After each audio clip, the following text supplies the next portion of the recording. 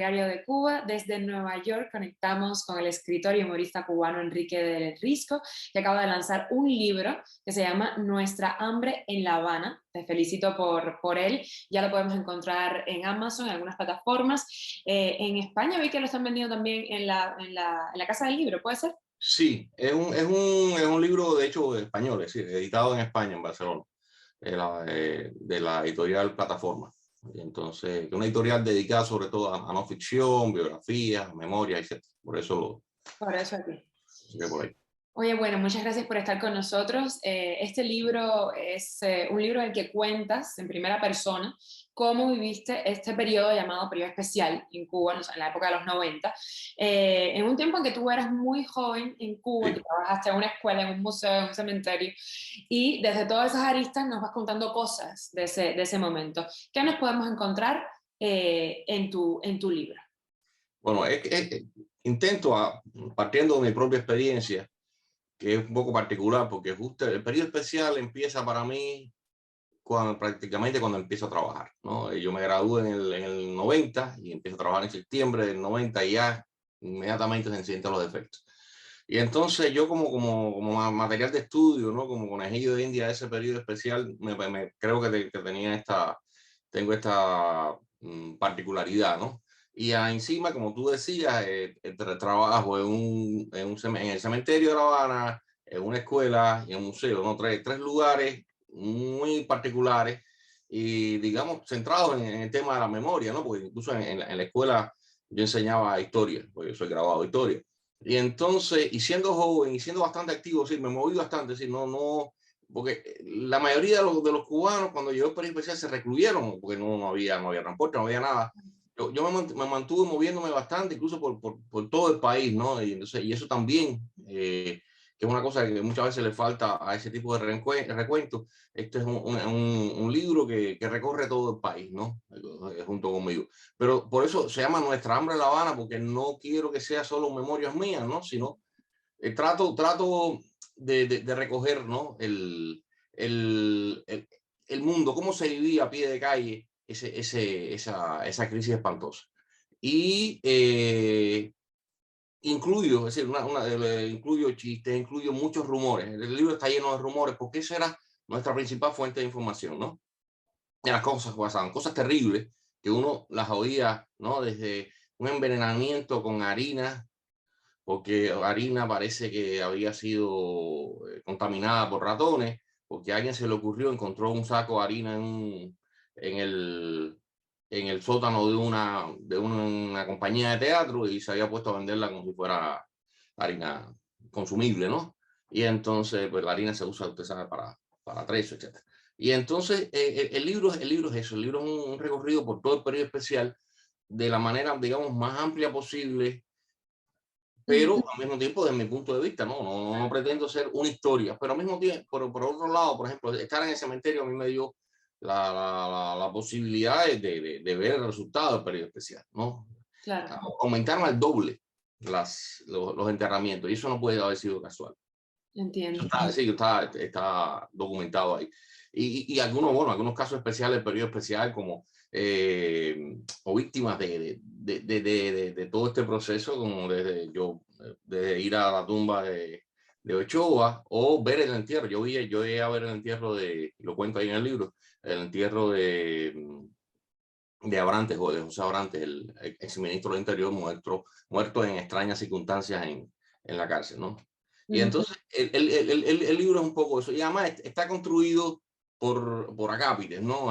Por un lado estoy siguiendo mi vida, por otro lado estoy siguiendo las diferentes instancias, ¿no? En que se manifestó el periodo especial. Sí. Desde la bebida, ¿no? Una de las grandes obsesiones del periodo especial es el alcohol. La gente empezó a producir mucho alcohol eh, casero, ¿no? O lo perseguía donde quiera que apareciera, ¿no? O el transporte, dígase las bicicletas, o el sexo, ¿no? El sexo tiene un lugar más o menos visible, pero el sexo sobre todo como reflejo de la barbarie que estaba pasando. Es decir, una de las cosas, y en un momento lo digo en el libro, en tiempos de crisis, una de las primeras cosas que se pierde es el pudor. Y y el periodo especial fue una especie de inmersión en la barbarie, ¿no? Entonces, un poco de esa barbarie también cuento bastante. Y todo en un tono humorístico, ¿no? O hasta el punto que se puede ser humorístico con eso, ¿no? Sin trato de no frivolizar el tema, pero tampoco exagerarlo. Yo no creo, yo el patetismo trato de evitarlo, porque yo creo que para comunicar una realidad, ¿no? Hay que tener en cuenta ciertos límites. Y uno de los límites es la referencia. Es decir, fue periodo especial, no fue Auschwitz, ¿no? Claro. Pero, sí, ¿no? Y incluso hay gente que se permite contar Auschwitz con cierta contención. No es un libro patético, no, es un libro contado con bastante contención, pero también con una visión irónica de todo lo que está pasando. Yo, por ejemplo, y también circunstancias que me pasaron. Mi jefe en el museo fue un seguroso, fue uno de los tantos tronados cuando el caso de Abrante en el ministerio, porque parece que le habían regalado un coche, un Lada, y ya eso constituía una especie de delito, ¿no? Haber recibido de jefe caído en desgracias. Y era muy curioso, ¿no? Es decir, todo el discurso del poder yo lo tenía ahí al lado mío. Nos pasábamos la vida discutiendo por eso mismo, ¿no? Porque él como quiera, aunque había sido destituido, él soñaba en un momento en que iba a reintegrarse, ¿no? Porque era alguien que desde los 14 años ya había integrado la seguridad del Estado. Y entonces, todas estas, digamos, estas circunstancias yo las exploto un poco para poder contar una realidad. Claro, todo lo tenían cerca, hay muchos elementos Sí. icónicos, ¿no? De aquel momento. La Habana Vieja que fue el primer lugar, básicamente, aparte de Varadero, en recibir turismo. Yo vi ese turismo inicial y ese genetarismo inicial, ¿no? No inicial, el genetarismo venía desde antes, pero digamos, esos primeros desembarcos, ¿no? De turistas que eran tan raros, ¿no? Y en medio de esa ciudad famélica, ¿no? Y cómo nos tratábamos de entender, ¿no? Porque muchas veces muchos turistas venían a ver la revolución, a ver el último reducto de la utopía. Y entonces había gente que entendiblemente negociaba con ellos, y había otros estúpidos que nos dedicábamos a explicarle que aquello no era una utopía, que aquello era un desastre. Y entonces, y bueno, todas estas circunstancias trato de darle un discurso coherente, porque uno de los grandes problemas para contar una historia es hacerla coherente. Claro. Y yo creo que yo la vi en ese momento con un joven que tratando de vivir y sobrevivir y ser feliz, porque esa es la otra. Yo acababa de graduarme, yo estaba loco por entrarle a la vida, ¿no? Con dinero. Y Claro. no hay dinero, no hay vida, no hay nada. Tuviste una mala suerte, ya que te tocó ahí, en plan, bueno, Sí. ahora voy a tener dinero, toma. Pero tuve la gran suerte de tener muy buena compañía. Y eso me ayudó, digamos, a enfrentar aquello con cierto optimismo. Y la otra cosa era la gran suerte que en algún momento vi que me podía ir. Y eso hizo que, digamos, la visión, además es que yo entro en el periodo especial y entro en mi edad laboral en el año 90 y me voy después en el 95. Es decir, digamos que son los años, digamos, más, el periodo, ¿no? Del 90 al 95 más tenso, más terrible de ese periodo especial. Que por otro lado mucha gente dice, bueno, eso nunca acabó, ¿no? Porque hablar de él en pasado resulta muy raro. Por eso es por un lado un libro histórico, pero por otro lado es un libro muy contemporáneo.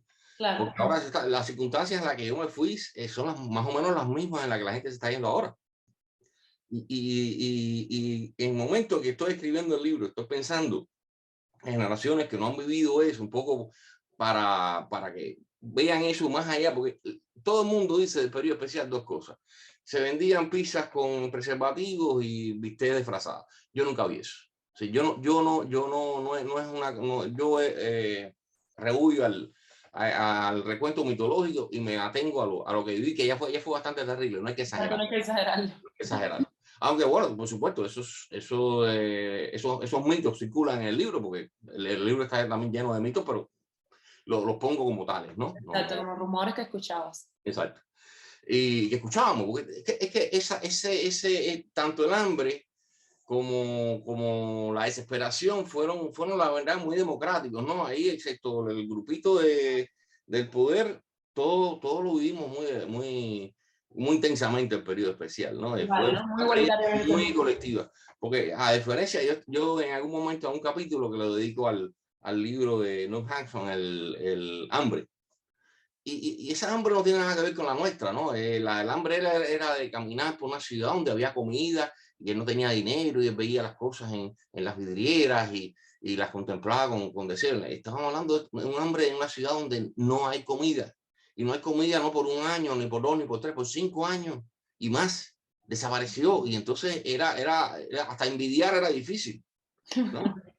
Oye, Y Enrique, quiero preguntarte una cosa, porque, a ver, yo leí un poquitico de tu libro y tiene un principio en el que básicamente se pasa no de todo, pero de una situación más o menos normal a la crisis del 90, ¿no?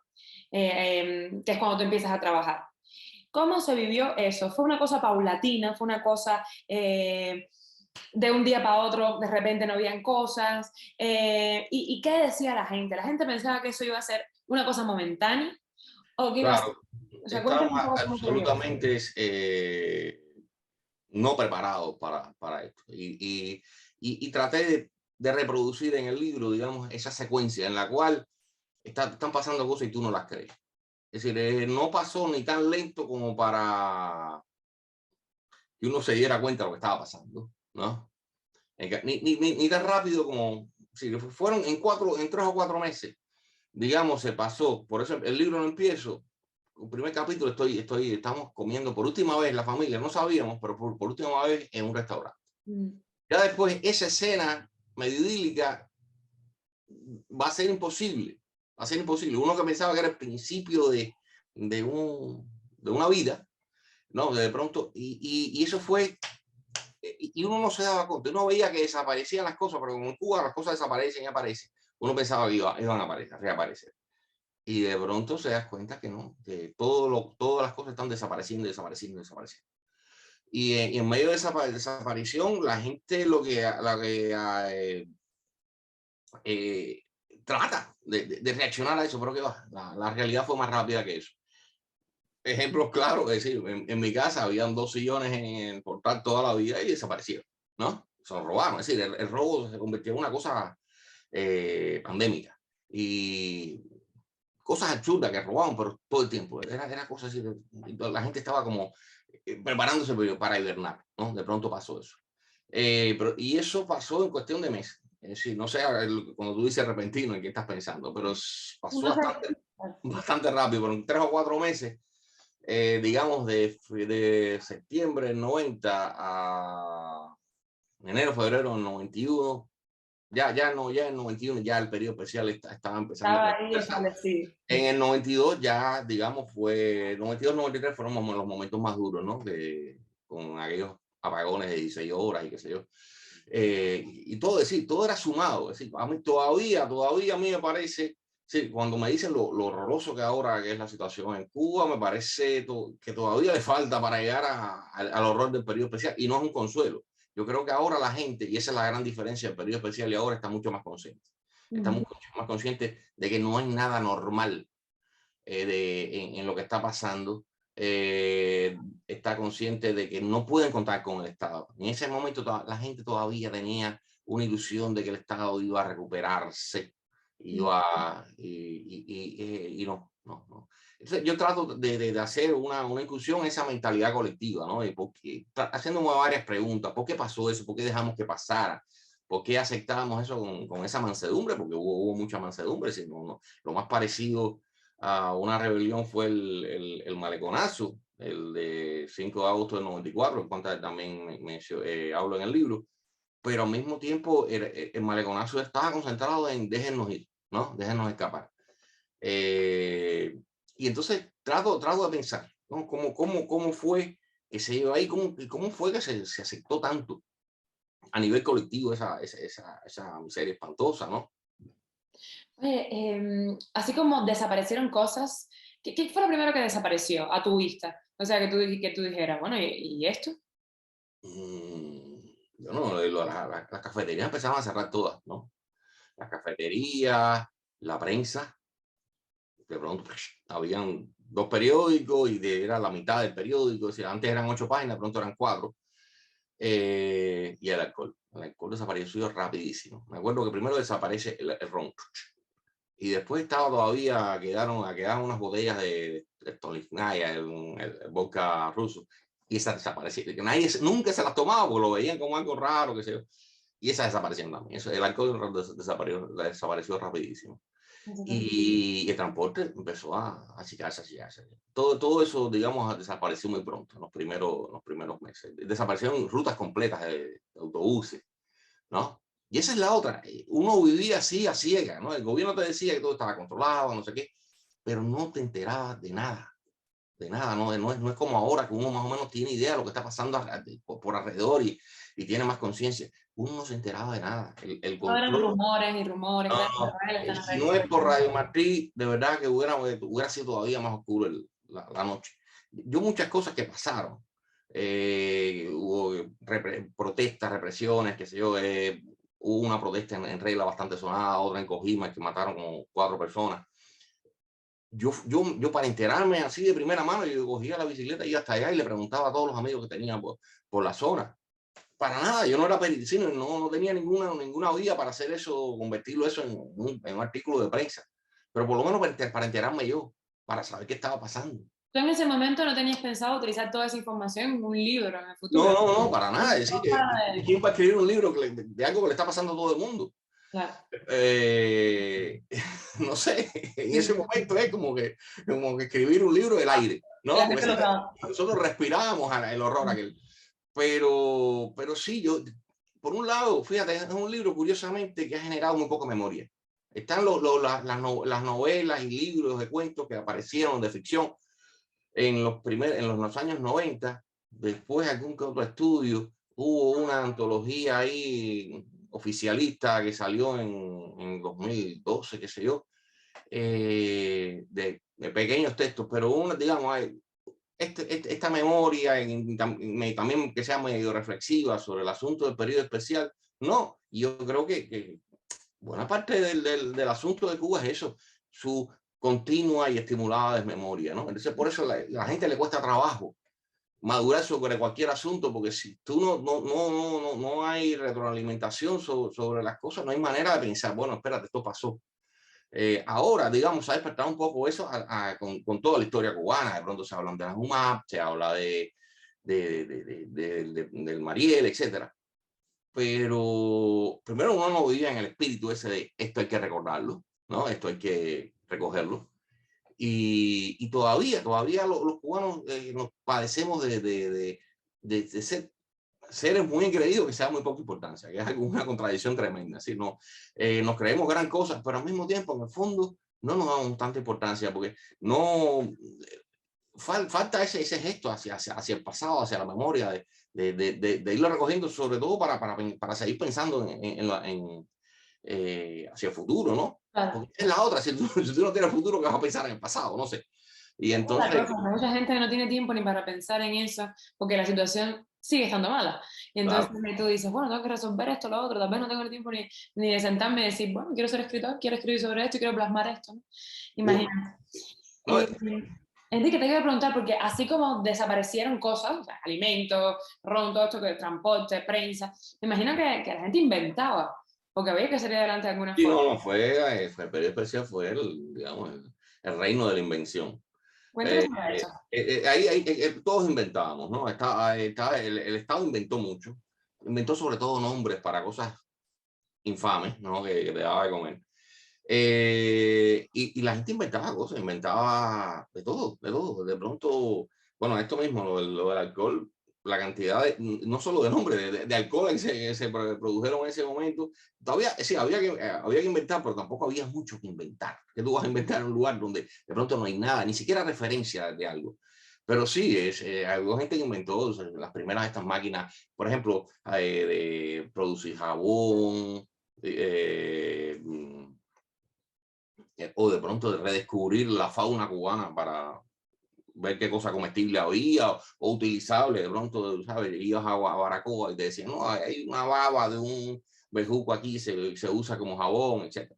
y entonces a un nivel muy, muy miserable, ¿no? Entonces de pronto nos convertimos en recolectores y cazadores de lo que hubiera. Desde gato, que yo no comí gato, pero no comí carne en general. Eso es lo que tú piensas. Desaparecieron. No, es que no no comí carne, así que ¿cómo voy a poder comer Ah, gato? bueno, no, no, Dios mío. A menos que me lo hubieran pasado por lechuga, ¿no? Gato por lechuga.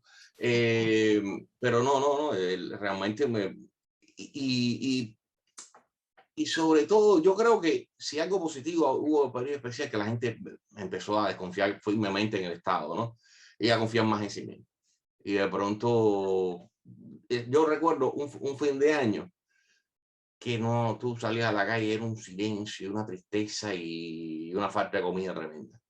Al año siguiente, tú olías a la carne de puerco. Y la carne de puerco no la habían dado por la bodega. La gente dijo, que yo no voy a esperar a que me den las cosas por la bodega. Y ese fue un salto evolutivo importante que hubo, ¿no? De pronto saber que no puedes depender de gobierno y que te la tienes que buscar tú misma. Yo Mira, pero creo la que, economía cubana también cambió, de la economía negra, el mercado, del trueque, claro, de esto, de todo y lo otro. La gente se unió o se separó. depende. Yo creo que en general se separó. Todo el mundo estaba, es famoso, ¿no? Que cuando uno llegaba a las casas, la gente se tenía como, iba a servir la comida, la escondía, que eso no pasaba en mi casa. Había dos plátanos y se compartían. Pero y en ese sentido, ¿no? Pero por otro lado, sí, la familia yo creo que se nuclearon más, ¿no? En muchos casos, no, pero por lo menos en la mía sí, era una cuestión de sobrevivencia, ¿no? Pero sí, no, yo creo que la tendencia era un sálvese que pueda, ¿no? Y eso era parte del sistema de dominación, ¿no? De ellos, mantener a la gente lo más separada posible. ¿Tú decidiste irte de Cuba en ese momento o tú ya lo tenías pensado antes No, de... en ese momento yo pensaba enterrarme ahí. Mira, yo estudié historia de Cuba. Es decir, Cuba era el lugar. ¿Dónde te ibas a hacer tu vida? Yo soy hijo de un biólogo que se pasó la vida, o sea, investigando los bosques de Cuba. Es decir, yo conocí Cuba muy bien. Y entonces para mí ese era mi lugar, mi país. Y de verdad me lo quitaron de pronto ese país que yo creía que existía, me lo quitaron debajo de los pies. Y de pronto sí, no, de pronto te mira no lo reconoce. Y los pocos lugares habitables, que eran los lugares dedicados al turismo, te expulsan. Es decir, tú no perteneces a esto, y de la manera más fea también. Por cubanos mismos, ¿no? Que estaban ahí defendiendo su trabajo. Y eso pasó. Ya. El discurso oficial, bueno, me imagino cuál era, ¿no? ¿Qué es Aquí lo que se no decía? ha pasado nada. El gran problema es este mundo, el capitalismo que se está acabando. Tú ves los discursos de Fidel, hay una inconsciencia.